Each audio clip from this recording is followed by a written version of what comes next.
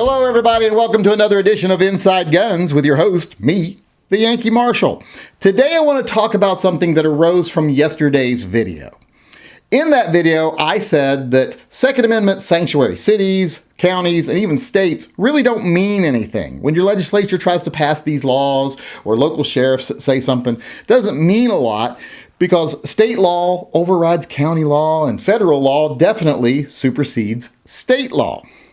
So if a state says, we're not enforcing these laws, the feds can still come in and get you. And they can also tell your state, if you don't start enforcing them again, we're cutting you off from the spigot. That's why they love to have that money thing going on for them. So these are usually just empty gestures. Well, a lot of people took exception to that. Some people simply because they don't understand the Constitution. You know, like people who yell all the time, like, Facebook is violating my First Amendment rights. And you have to explain to them that there's no way Facebook could violate your First Amendment rights because that's not what the First Amendment means. It doesn't mean that you can say whatever you want, wherever you want. It just means whatever you want, wherever you want. It just means that the government can't pass laws preventing you from doing that. Private parties can censor you all they want. So much like the same people who like to yell about the First Amendment have no idea what it means, a lot of people that were taking an opposite opinion on what I said don't understand the Supremacy Clause. I would suggest you read the Supremacy Clause. It's right there in the Constitution. It pretty much says, in a nutshell, any federal law that has passed constitutional scrutiny, meaning the feds, the federal courts, the Supreme Court has said, yep, that's okay, the federal law can stand, supersedes any state laws that would say contrary. So that's just the law. Hate to break it to you, that's the Constitution even. So state law is superseded by federal law if that law is a constitutional law. And the gun laws have held up in the Supreme Court, unfortunately. Hopefully that will change soon, but right now, that's what it means.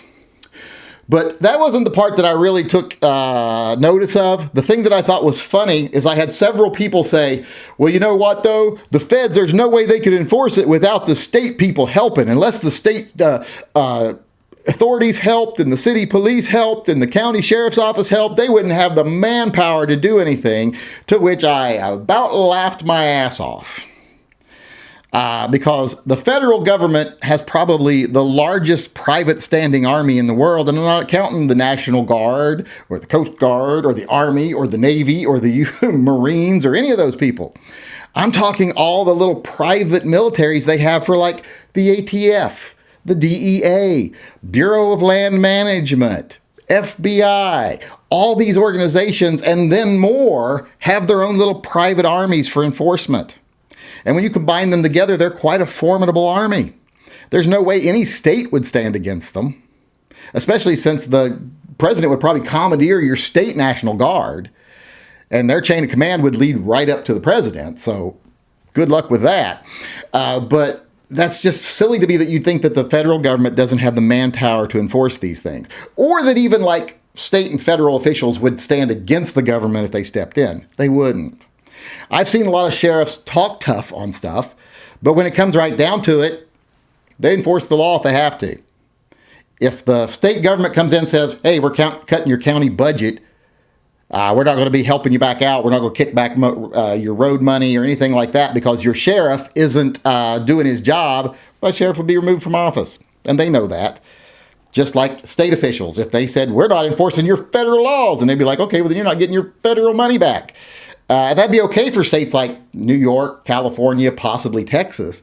But all the other southern states, the ones that would become sanctuary states, they'd be screwed because they get back way more from the government than they give the government. States like New York, California, etc., they give the government more than they get back. So they'd be like, okay, we just won't send you anything. And it'd be the federal government that was hurting. But like I said, the fact that they would even fight it is kind of silly. It's like even the states that may legalize marijuana, they said, you know, if the feds come in and say, we got to do this, we got to do it. So take it in the risk in your own hands. That's why I never got involved in it, because I didn't want to become a felon. So the idea that the states would resist is silly in itself. But this notion that the feds don't have the manpower, do you know how many federal employees there are with a gun strapped to them right now? They way outnumber any state officials. And also, you got to remember, city police pretty much now are federal employees. The feds provide the funding for their training. They provide them the materials they use to do their jobs. They provide them with MRAPs and all this other stuff. Their loyalty lies with their chain of command, which is the federal government at the top of it, pretty much. So they've already had an us against them mentality anyway. So I don't know why you think they would help you.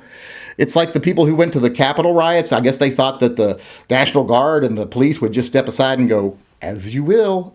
They didn't. So, and in Katrina, they didn't go, ooh, we're not going to enforce these gun seizures. That would be unconstitutional. They didn't think twice about it. And that's a very southern state, very pro-gun state. So that notion is silly. And like I said, they've got numbers. They got tons of people without even using the military. They did the same thing here in Portland. When they didn't like what was happening to the federal court building, they sent some of their private army down here, just started throwing people in vans, doing all kinds of stuff they shouldn't be able to get away with. And what did our local city police do? They stood back and go, okay, good, yay, yay for the government. And that's in a very liberal city. Portland's very liberal. And the police didn't stand up and go, these people have rights. No, they went, yay for the federal government. So this whole notion that, one, the states would actually fight back if the feds told them stop doing what you're doing, that's kind of silly. Two, the idea that they don't have the numbers, you're crazy if you believe that. You might want to pay attention next time when they talk about the number of people they have as agents for, like I said, DEA, ATF, FBI, Bureau of Land Management, and every other alphabet organization out there nowadays has been requisitioning armed personnel. And I wonder why they do that nowadays. I wonder. So pay attention, because if you think, like I said, that the states would fight back, I think you're wrong. And if you think the government doesn't have the manpower to enforce their will on the states, you're absolutely wrong. All right, now I want to move on to gun talk, my favorite part of the show. But today it's not going to be gun talk. It's actually going to be ammo talk.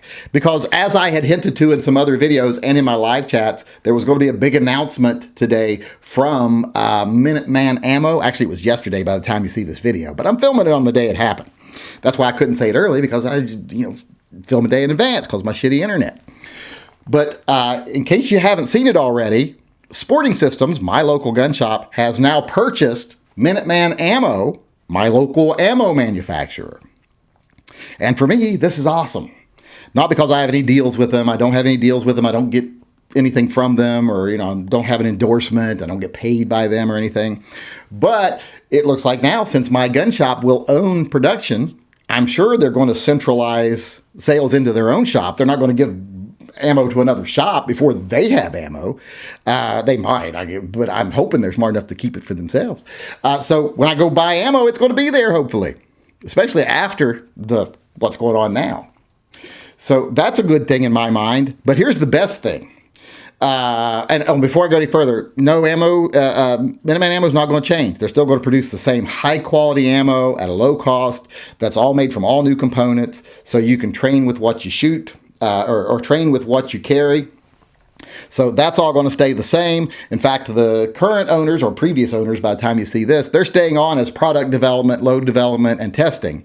So they're going to still be making awesome ammo. They're even going to hire some more employees. So I'm assuming they're going to be able to up production. So that's great, because more production for people who buy online, that'll be an awesome thing, because I know they're moving production, and that's the big thing. That's why it's really good for me. Not only will my gun shop have ammo, but literally, if I was to walk out to the back of my hill right now, if I was to fall off my shooting deck, which has happened, we all know that did happen one time, but there was extenuating circumstances behind that, but it happened. If I was to fall off my shooting deck and then continue to roll, I would pretty much land on their range. I would definitely just be like 2 or 3 minutes walk away from it once I stopped tumbling. And that's freaking awesome, because they've got like I think it's 150 to 300 foot yard range, 150 to 300 yard range down there. It's literally right around the corner from me.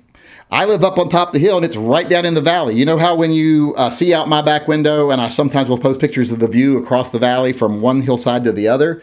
It's right down there in the valley. That's where the new production facility is going to be, and that's where their range is. I'm not going to give you the exact address or anything, but I'm sure when they mail stuff, you'll see that. But That's awesome, and I'm thrilled about it. I know it's not so much awesome as for you as it is for me, but it is good for you in case I ever need to do any testing, long-range testing or anything like that. I can do it. I'll have access to a long range. Also, it's good for you guys too, because those of you that have smartened up and started ordering Minuteman Ammo online because you realize, hey, this is almost range prices and definitely carry ballistics. Better than a lot of carry ammo, actually.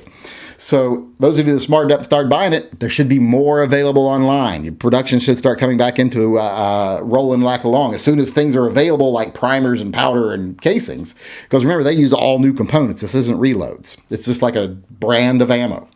So just wanted to talk about that today because I said something was coming with Minuteman Ammo, and something did come, and it's great for me, and I'm just thrilled about it. All right, with that being said, I want to move on and close the show tonight, as usual, with our viewer EDC. And today's concealed carrier is Charlie L. And Charlie is carrying his Walther PPQ subcompact 9mm, loaded with Underwood Extreme Defender ammo. We'll just have to take his word for that because we can't see the ammo, in his Vetter light tuck holster. Now, when I saw this picture, I thought, well, something's a little weird here. But then I went back and read his email, and it turns out Charlie's left-handed. Now, I think we all know how I feel about left-handed people. I question whether they actually have a right to self-defense, because they are nature's little mistakes. So it seems like we're fighting nature if we let them defend themselves. But he kind of redeemed himself when he added the sense to put in the email, P.S. watch out for possums, or something like that, to that effect. I'm paraphrasing there. So I thought, well, maybe he's a little bit smarter than I would have thought for a lefty or a wrong-handed person. So I was like, I'll give him a pass on being left-handed. They're carrying a really nice gun. I love the PPQs, and the subcompacts are awesome little PPQs. And this gun, like he said, disappears in the way he carries it. Like I've said before, guns like this, carried in this position, it looks like about 430, really disappear when you drop your shirt over them. So good carry gun, good holster. I was just loving everything about it, like I said, except for the left-handedness, but I was willing to give that a pass. But then I read the email again. I started paying attention to the email, and I actually noticed a picture that I didn't download, and you can see his hand in it. And at that point, I realized it appears Charlie might either be black or Hispanic. And being a white, middle-aged liberal, I reacted like anytime I see a Hispanic or black person armed. I immediately became fearful and nervous. I crossed to the other side of the street, deleted the email, and alerted the authorities to some suspicious behavior by a suspicious person. But luckily, I did download the one picture before I deleted the email. So I get to show you here today Charlie L., our viewer EDC of the day, with his Walther PPQ subcompact in his Vetter holster. All right, everybody, that's our show for today. I want to thank you for coming, and I hope you come back again tomorrow, where we'll have some new topics to discuss, or maybe continuations of old topics. You never know how things go. Before I sign off, I want to remind everyone we are doing the Samurai Edge Grip raffle fundraiser for the Pets and Vets program to cover the losses we suffered from the post office's complete and total professionalism.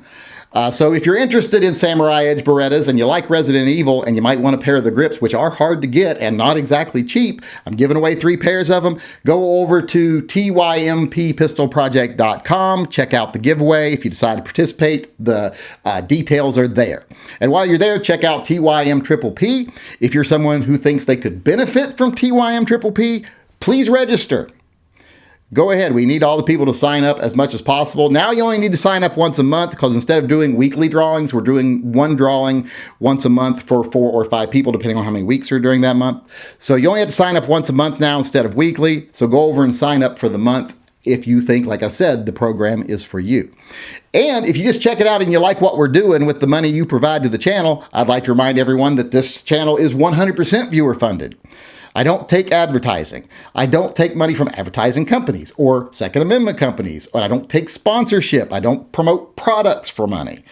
I answer only to my viewers. So like I said, if you like the videos and you like what we do with the money, like TYM Triple P, the Friend Program, Pets and Vets, etc., please become a patron. Go over to patreon.com/The Yankee Marshal. Sign up, be a supporter of the channel, possibly be a posse member or a deputy. It's up to you.